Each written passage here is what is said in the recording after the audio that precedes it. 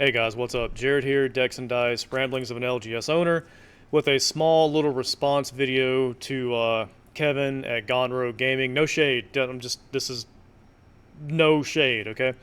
With his little crusade that he has going on with wanting to put butts in seats to make games like card games survive.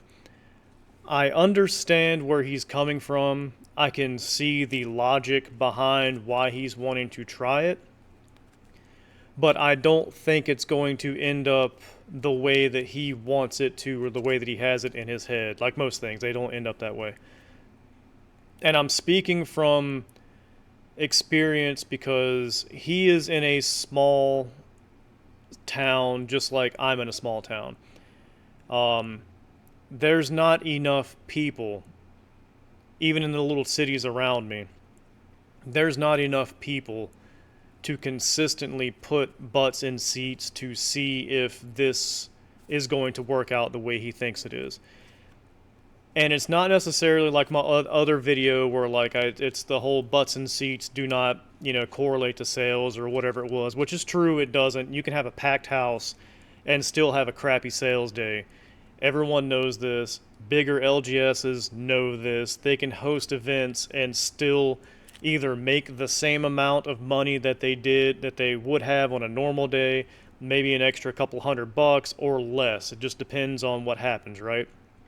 That's not what I'm going to get into.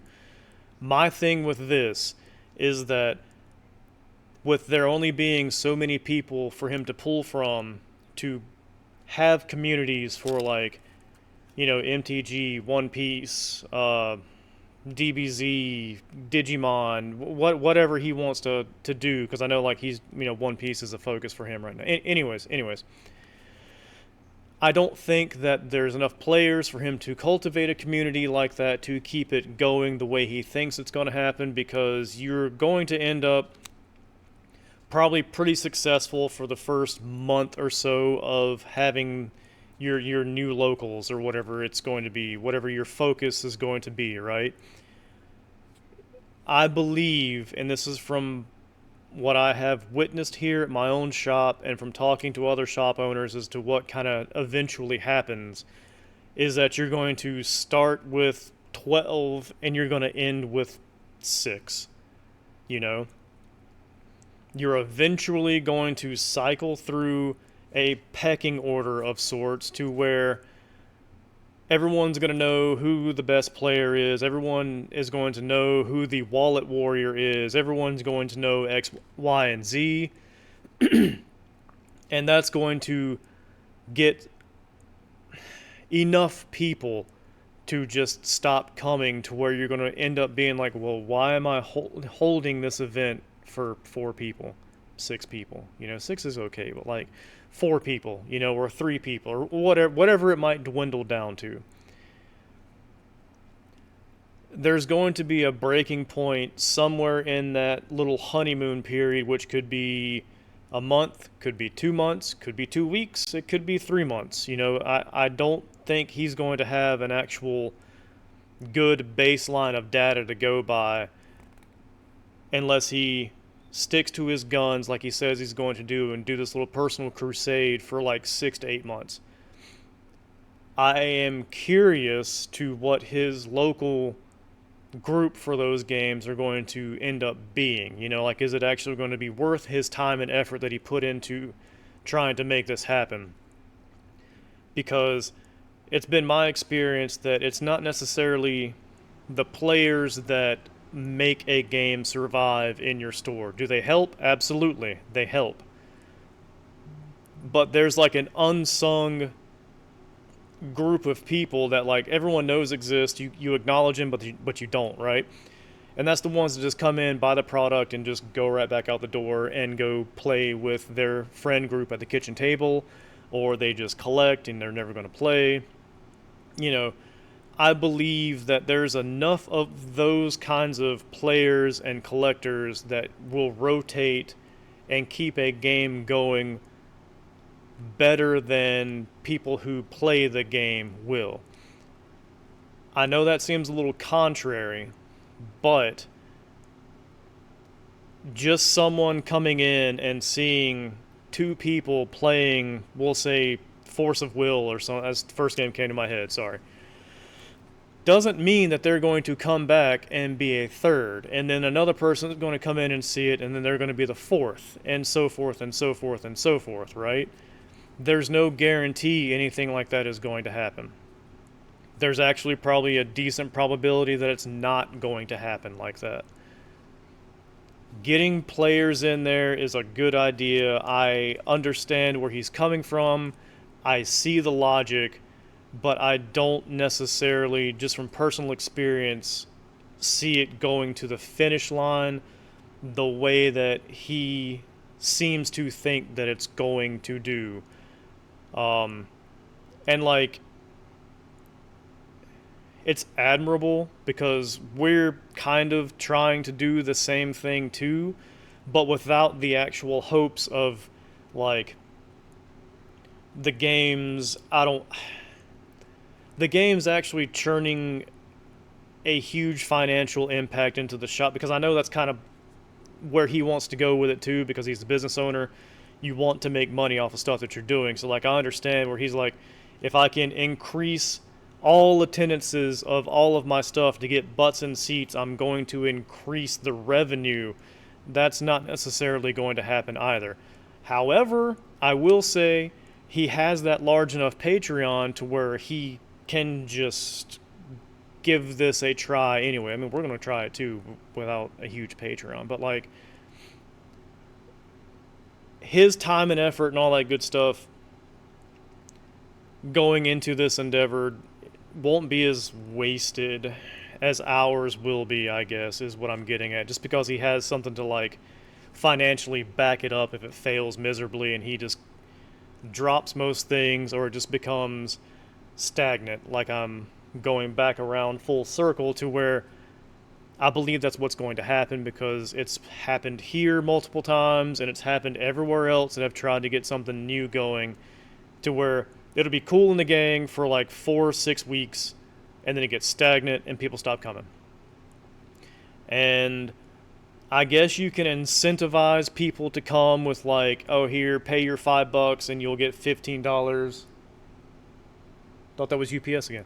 And you'll get $10 in prizing, or what, like, you can only sustain that for so long until you garner enough people to where like your locals gets big enough to where you're losing money on it. And then when you scale that back to be like, hey guys, look, this isn't working the way I thought it was, you'll lose people that way too, right? So I hope that it pans out for him. I want to see where he's going with this. I'm going to watch and all that good stuff, obviously. But I'm more curious about his actual attendance numbers and his overall progress, not the first 2, 3, 4 weeks. I'm more curious about month 3, month 4, month 5, month 8. If he will keep us up to date on his little crusade here with the butts and seats, makes games survive kind of thing. Curious about it because it might work better over there than here, because as I've said before, every LGS in a particular area is like a weird little contained system anyways. What works here won't work 10 minutes down the road. What works here won't work 30 minutes down the road, But like, best of luck to you, Kevin. Like, really, I do mean that. No shade at all. Like, this is not a throwing shade at you video. I just hope that you don't have these like blinders on with butts and seats, makes it happen, Cap'n, gotta do butts and seats, this is how things survive. Because it's not. And I believe you know that, but you're wanting to try a different avenue just to either prove yourself wrong or reinforce that once it levels out and you figure it out with what you've experienced at your place, right? I hope it doesn't get stagnant. I hope the pecking order doesn't just force people away.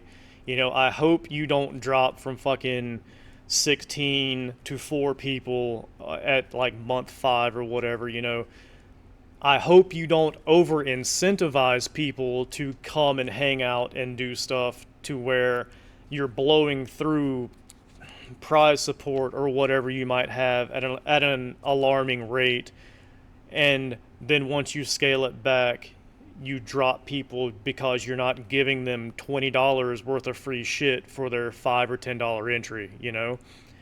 I'm hoping it works out for you because, again, like I said, we're kind of trying something for the same, but we don't have any, like, illusions of grandeur as far as making something survive and, like, it having a financial impact on the shop.